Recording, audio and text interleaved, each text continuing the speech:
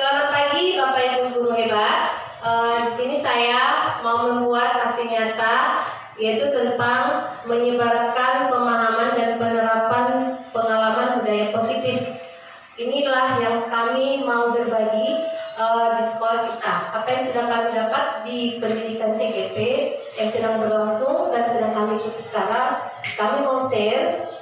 Kita membuat atau menerapkan budaya positif ini di sekolah kita ini. Oke, adapun yang menjadi konsep inti di budaya positif ini ada 8. Yang pertama, perubahan paradigma belajar. Yang kedua, disiplin positif. Yang ketiga, nilai-nilai kebajikan. Keempat, kebutuhan dasar manusia. Kelima, motivasi perilaku manusia. Keenam, posisi kontrol guru. Ketujuh, keyakinan kelas. Dan kedelapan, segitiga restitusi. Di sini di pembelajaran dengan paradigma baru dijelaskan di sini bagaimana itu pembelajaran berdiferensiasi. Jadi ada 2 model pembelajaran yang kita sebenarnya harus ketahui dan kita terapkan di sekolah kita. Tetapi yang mana nanti yang sekarang lebih dominan kita pakai? Yang pertama itu adalah pembelajaran berpusat pada guru. Nah, pembelajaran berpusat pada guru ini adalah kita sebagai di situ pelakunya, sebagai aktrisnya lah kalau boleh dikatakan. Jadi di pembelajaran berpusat pada guru ada kelemahan, ada kelebihan. Nah, kalau kelebihannya mungkin anak-anak lebih mendapatkan ilmu dengan pasti atau lebih cepat karena kita bantu, kita kasih makanannya gitu. Itulah kalau dia pembelajaran berpusat pada guru. Kemudian kelemahannya anak-anak menjadi pasif. Nah, inilah yang mau dirubah di paradigma baru ini, pembelajaran paradigma baru. Nah, kita sekarang menuju ke pembelajaran berpusat pada siswa. Nah, kalau dikatakan berpusat pada siswa, pembelajaran berpusat pada siswa, memang banyak dilema, banyak kendala. Karena kita alami di sekolah kita ini, siswanya belum ayo belajar, masih ayo sekolah mungkin. Nah, kalau pembelajaran berpusat pada siswa, di sini siswanya yang menjadi pionernya. Jadi siswalah yang aktif.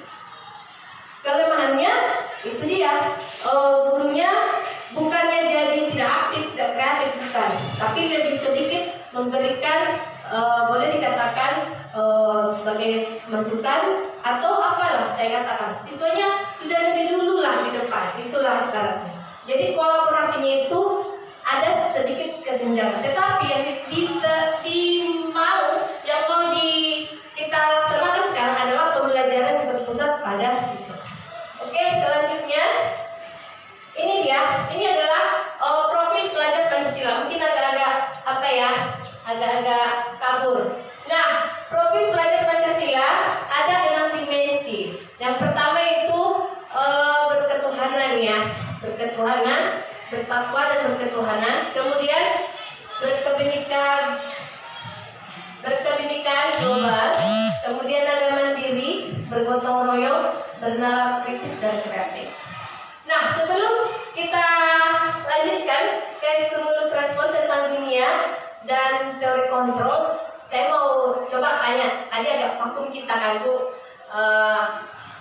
Tadi pembelajaran yang 2 itu, pembelajaran yang kita sudah ketahui itu, saya mau dengarkan lagi dari pendapat orang ibu tadi, bagaimana itu pembelajaran yang berpusat pada siswa dan pembelajaran yang berpusat pada guru.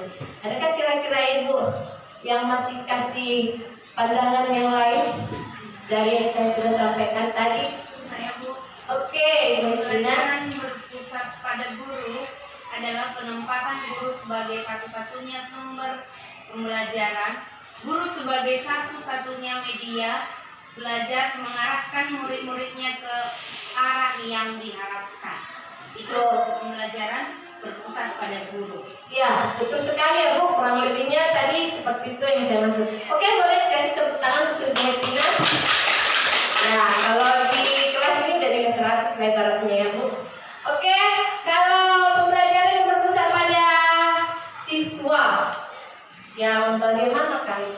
kira-kira rekan bisa. Oh ya Pak Polkas, silakan Pak. Kalau pembelajaran di pusat mahasiswa adalah pendekatan dan berpusat pada kebutuhan yang pertama, yang kedua minat, yang ketiga bakat, dan terakhir itu kehidupan diri dalam siswa. Itu menurut saya. Oke Pak, betul sekali Pak, nilai 100 juga ya Bapaknya ya. Oke, tepuk tangan Bapak Ibu. Terima kasih atas pendapatnya, tambahan dari apa yang sudah saya sampaikan tadi. Nah, berhubungan itulah ini di teori kontrol dan teori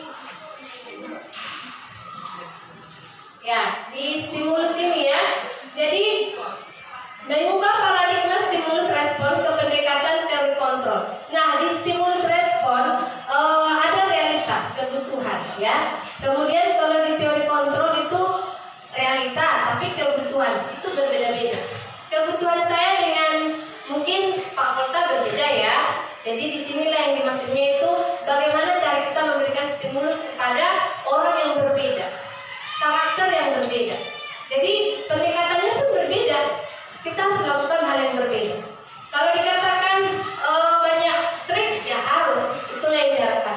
Kemudian semua orang melihat hal yang sama. Kalau di teori kontrol, setiap orang memiliki gambaran berbeda-beda. Jadi sama dengan yang realita tadi. Yang ketiga,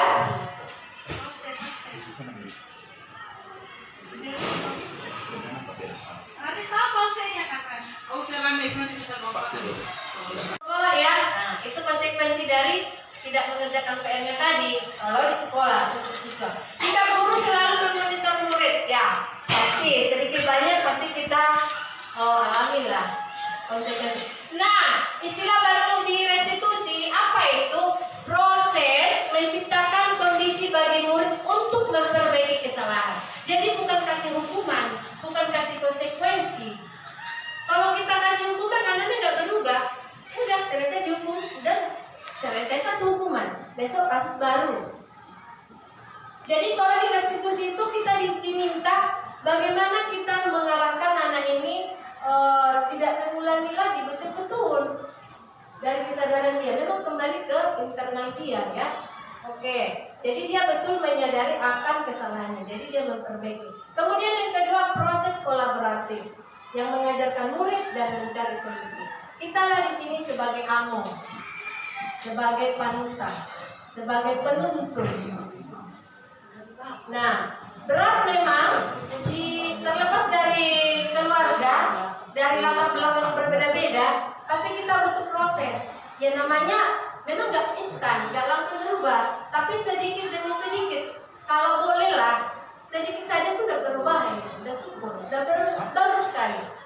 Jadi sedikit demi sedikit kita lakukan, pasti akan ada perubahan itu. Itu yang diharapkan dari restitusi ini. Tidak langsung berubah 100% kayak disulap, ya tidak mungkin, mustahil itu memang. Jadi mari kita ingat bahwa hukuman yang kita berikan bukan hukuman namanya, tapi lebih ke arah restitusi. Bisa ya Bapak Ibu? Oke, jadi restitusi lah yang kita pakai. Oke, restitusi kita hari ini mungkin boleh itu kita pakai istilahnya. Jangan hukumannya, konsekuensinya ya, kita rubah lah itu sedikit-sedikit mulai dari pemaparan yang saya bagikan hari ini. Oke, lanjut Ibu. Oke, ini adalah selanjutnya posisi kontrol seorang guru. Nah, apakah kita sadar selama ini kalau posisi kita itu sebagai guru, kita tahu nggak apa? Mungkin kita kadang nggak terlalu memikirkan itu ya. Saya pun sebelum mengikuti pendidikan CGP, saya nggak tahu kalau memang ada posisi kontrol seorang guru. Ya saya pikir saya mengajar ya mengajar lah, ya kan, menuntun anak-anak pastinya. Tapi kalau secara mendetail begini, setelah ada ini saya malu sendiri loh Bapak Ibu. Karena lima-limanya sering saya lakukan, sering. Karena udah 12 tahun lebih kan, sekitar 12 tahun, semua ini saya jalani. Tetapi ada nanti di sini poin yang mau diharapkan. Yang manakah itu yang seharusnya lebih dominan kita pegang? Jangan penghukum, ya, jangan penghukum. Jadi di sini posisi kontrol seorang guru itu ada penghukum, ada pembuat merasa bersalah, ada teman, pemantau dan manajer. Oke, contoh penerapan. Ini ada kasus. Udah saya langsung angkat sebuah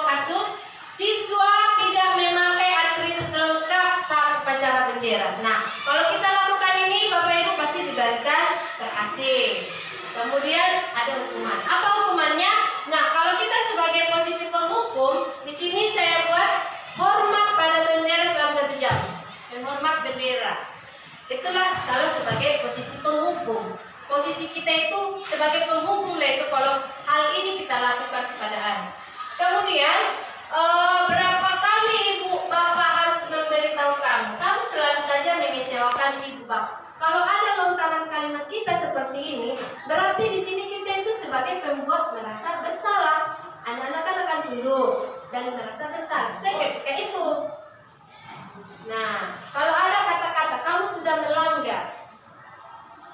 Oke, itulah dia. Kemudian, kalau ini kata-kata kita yang pertama keluar, ayo dong, ikuti aturan sekolah. Tolong bantu ibu atau bapak ya. Lain kali jangan sampai berbuat ini lagi. Ini lebih mengarah kepada teman. Bahasanya lebih ke bahasa teman gitu, lebih dekat, lebih friendly. Iya, lebih friendly ya kepada siswa tersebut. Kemudian, kamu sudah melanggar peraturan sekolah. Kamu tahu konsekuensinya. Besok silakan beli atribut dan jangan ulangi lagi. Kalau ada kata-kata seperti ini kita lontarkan kepada anak, berarti kita memantau. Kita melihat saja. Oke, kau pas kakimu. Tahu itu salah. Kita itu sebagai posisi pemantau. Nah, itu saja. Dan yang terakhir, apakah kamu tahu kesalahanmu? Kira-kira bagaimana kamu memperbaiki kesalahanmu? Nah, inilah manajer.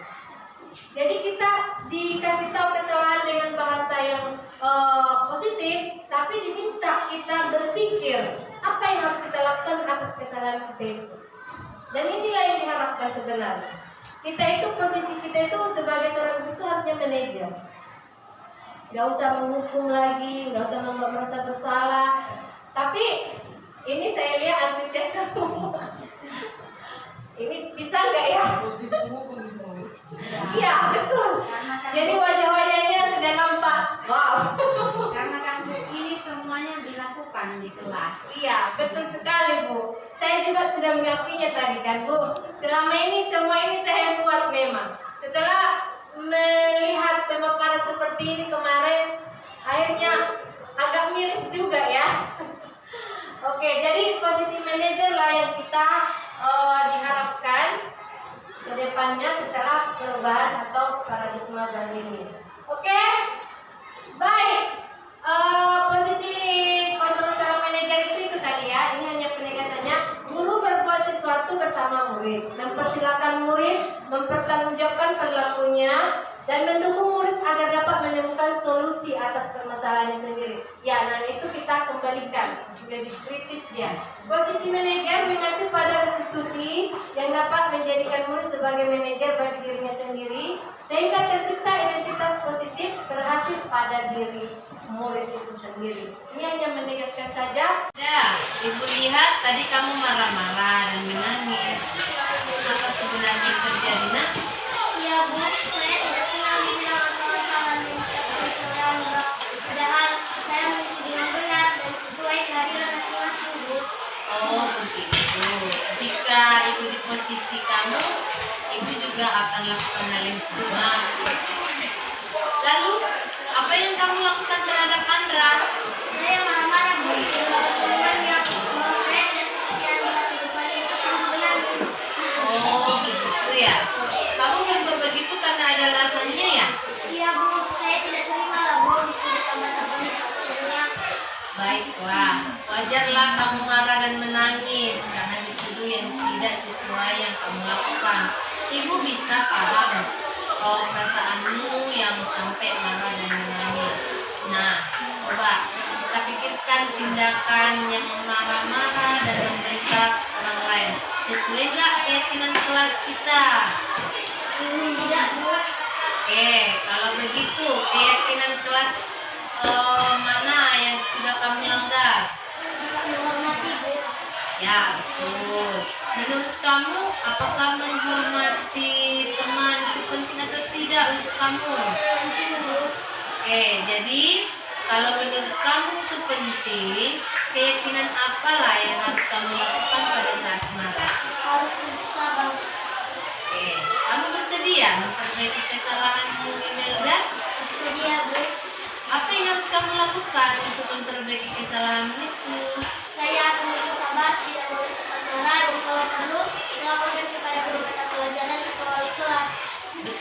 sekali Milda. Tetap semangat ya.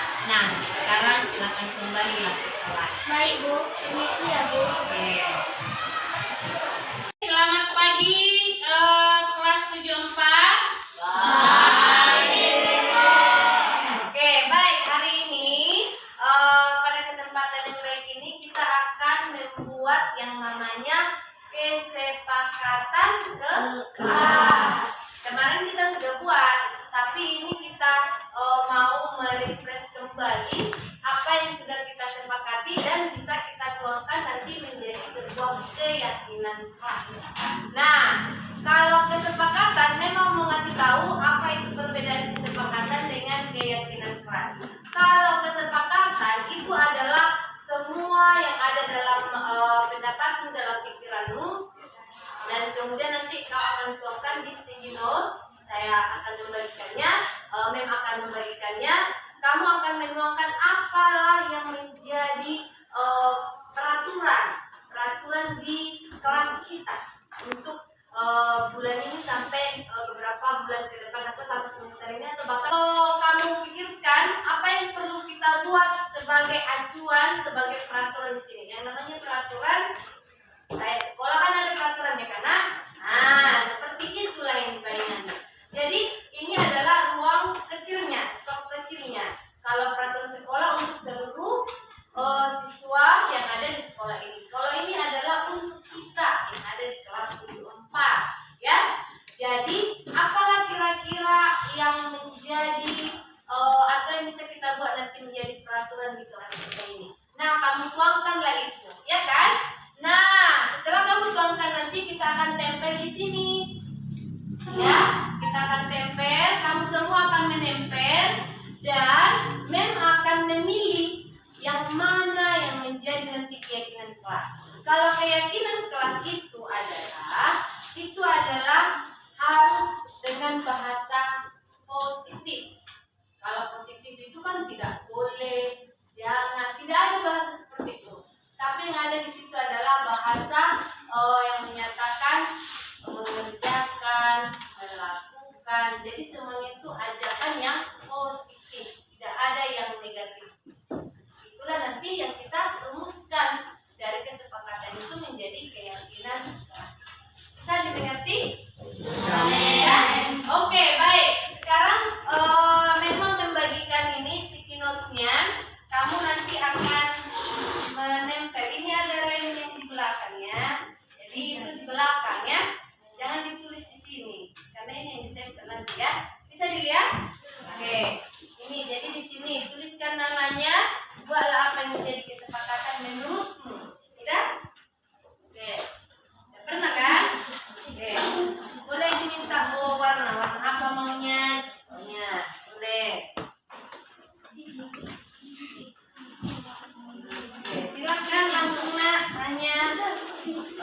Satu aja ya.